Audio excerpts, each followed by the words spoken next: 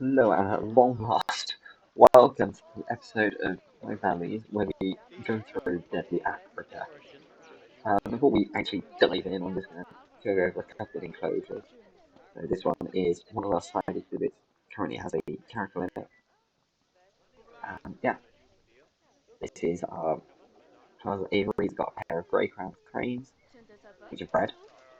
A number of helmeted guinea fowls, which have also bred, and Dick and uh, two cups darling.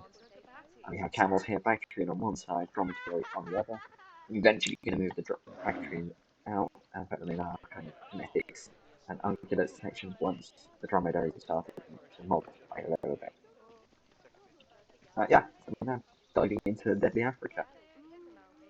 So kind of the first thing you see, which is not part of Deadly Africa, but is kind of that I want to show, is these 8 hives. Honeybees, like honey is kind of important in this little area. You'll see why in a minute. Maybe you might get it, you might not. I might have to explain it. But this is our little copy formation. So we've got a group of rock hyrexes and a pair of yellow mongooses at the moment. As of recording this, that is. I think the date is mid-July. Yeah, this might well come out in August. Oh, sorry, mid-June might well come out in July. This enclosure here is for a pair of servals. This is kind of, there's 3 enclosures for small African cats. We've got a pair of servals and a caracal at the moment. So the pair of servals are in one enclosure together. The caracal is in one of the side enclosures, and the other side enclosure is currently empty. This enclosure is for honey badger, or rather for one honey badger. Yeah, I've given them a lot of space. I know how curious they are. I know they don't want to be shoved in their little sand pit and left. I've given them plenty of space to explore and do stuff. Little rock climbing areas, cheap to explore. Thanks credit to Ranger Robin putting this cheap on the workshop. Even a little rock climbing wall and platform and dead and fake acacia trees. Yeah, there's plenty of enrichment options going in there, so it's going to be fine. Here we have little enclosure for both mongooses and sheep porcupines. Yeah, again, credit to Ranger Robin for his run with the Hubble. His stuff has been used a lot in this area. Yeah, this is our first kind of education point about the Deadly Africa. This is like, can you jump as high as a serval or character? And then next to it we have a side enclosure again. There's an aviary here. We're going to dive in just a second. But first, I want to show you this one for Egyptian fruit bat. So I put them in here rather than in a nocturnal house or greenhouse because I wanted to recreate the there's a site you can see there's this thing that happens in Skukuza National Park, Skukuza Red Camp, Kruger National Park, in South Africa. And I have fruit bats actually come and roost under the canopy of one of their seating areas.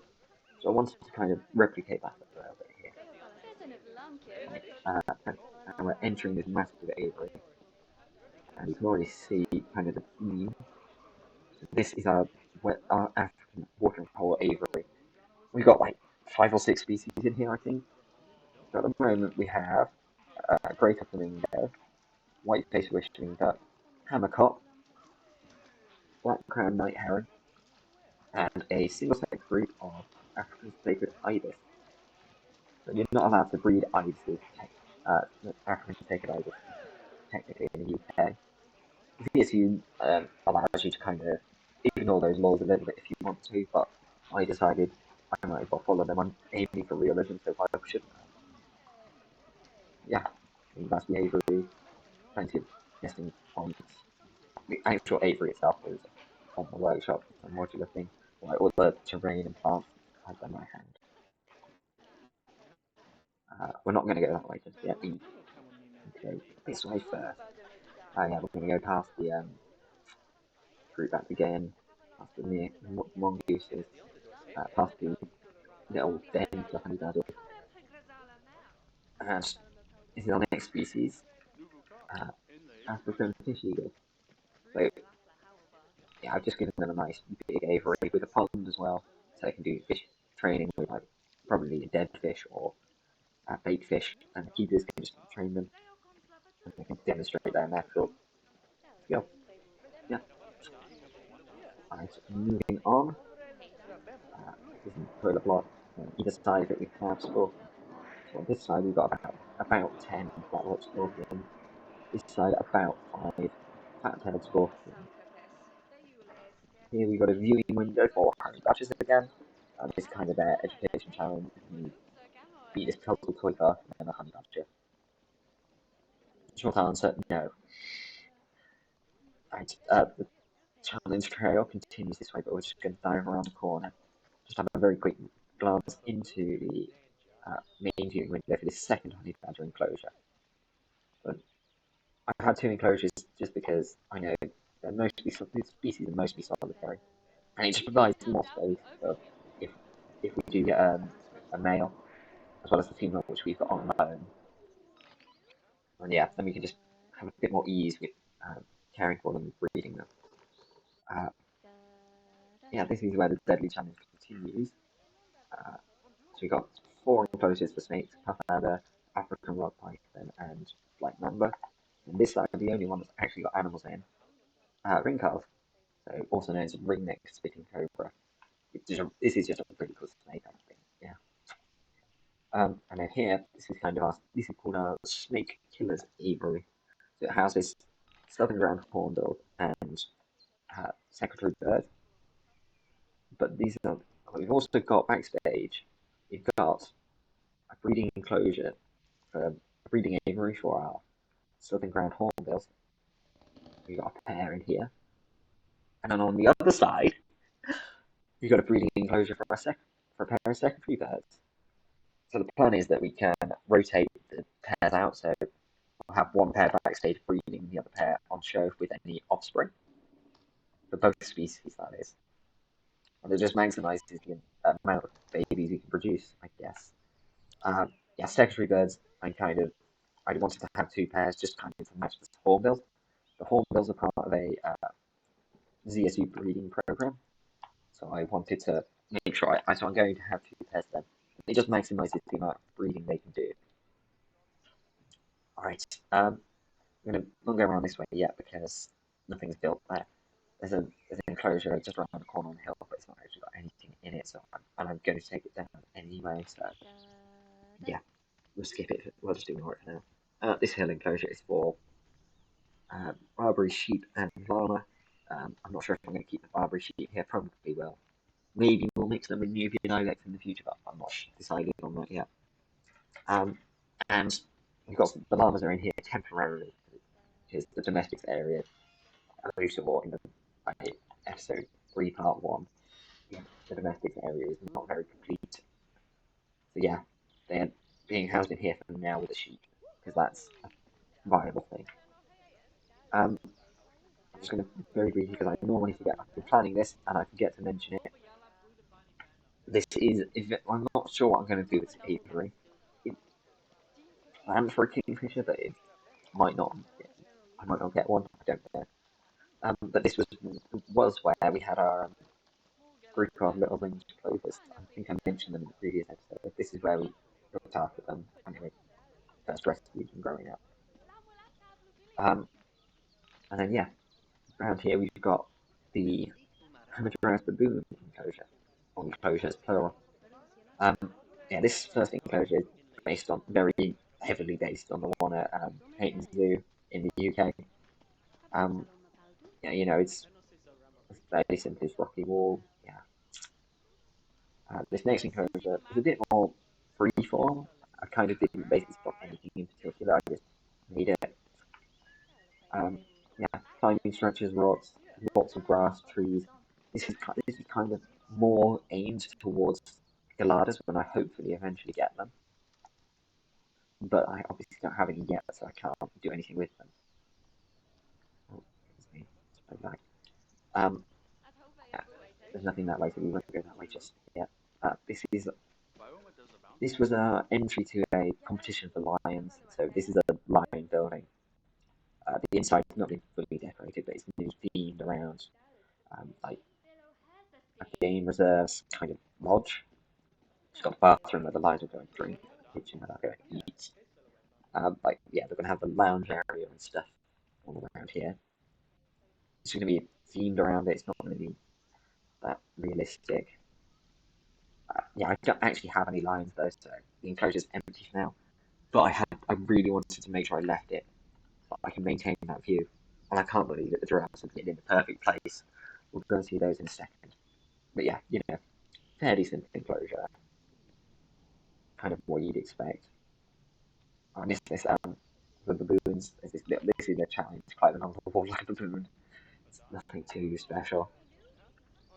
Around here, so that's the aviary. That's where we exited.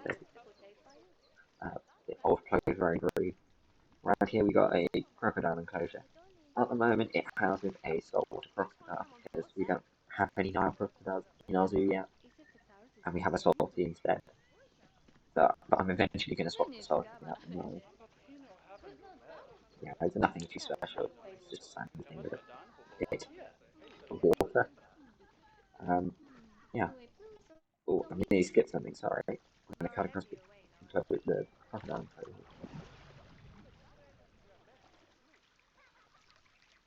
Almost forgot this. Um, these are Vonda Decker's hornbill enclosure. So yeah, again, simple enclosure, bushes, trees, places to nest. Yeah. Alright, we're going to run back to where we got that. God, it's tiring work, isn't it, running around in the zoo?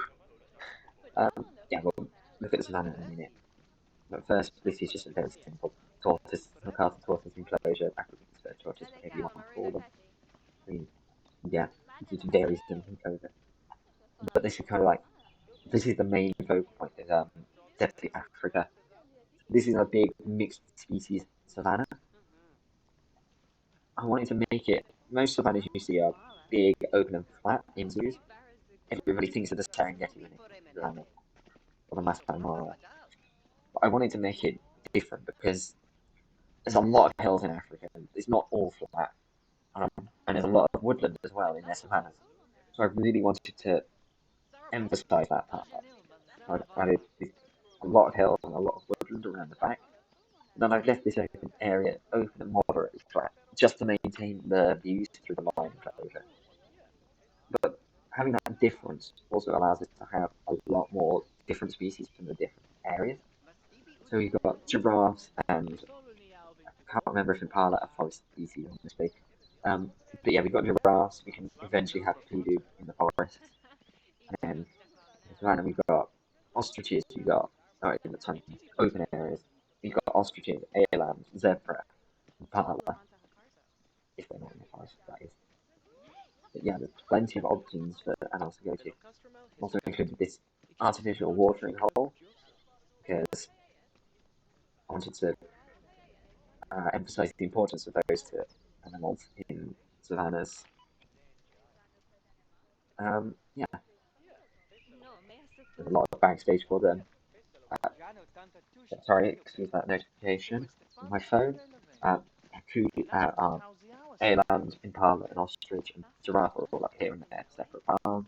The zebras have a stable and then separation panic a little around the corner. Last exhibit. This is our vulture and marabou store aviary. So the other, at the most recent auction, we got two species. We got the dolls, which I showed back in episode 3, and then we've also got a group of African white-backed vultures. We had 5, but I've already traded a pair away in return for a pair of bearded vultures. So now we've got 3 vulture species in here.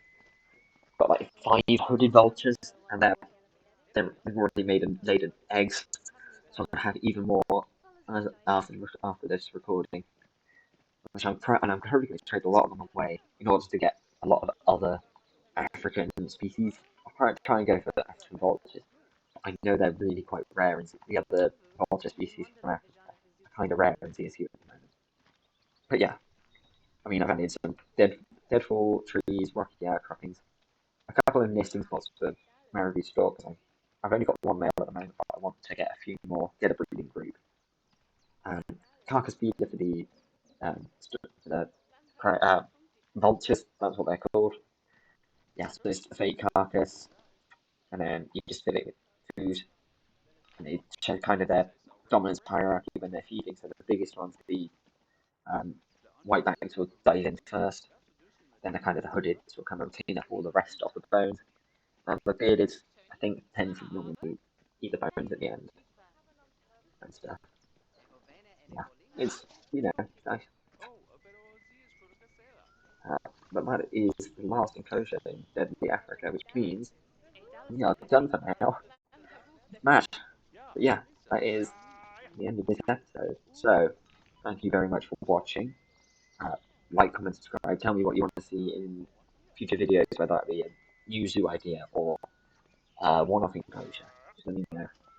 And yeah, see you in the next episode.